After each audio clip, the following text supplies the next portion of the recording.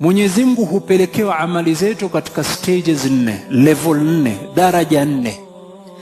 Daraja ya kwanza, Mwenyezi Mungu hupelekewa amali yako every day mara 2, kwa siku mara 2. Hii ya kila siku hufanyika wakati wa fajr na hufanyika wakati wa asr. Aina ya pili ya amali kupelekwa ni amali yako for the whole week, wiki nzima hupelekewa Mwenyezi Mungu.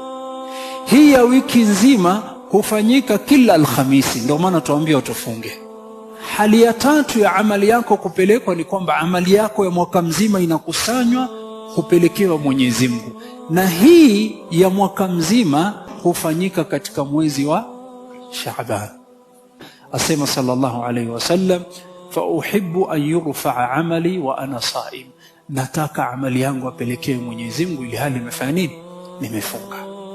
Kwa hivyo tuna level ya every day, every week na pia mwaka. Kisha kuna level ya 5 ya 4 ya mwisho wakati wa sakaratul maut.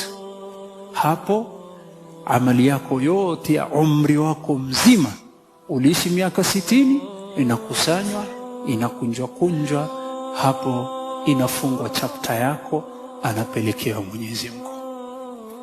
Hii ndo level 4 ya amali zetu kupelekewa nani? Allah jalla jalal. Na namuomba Allah atutakabalie amali zetu.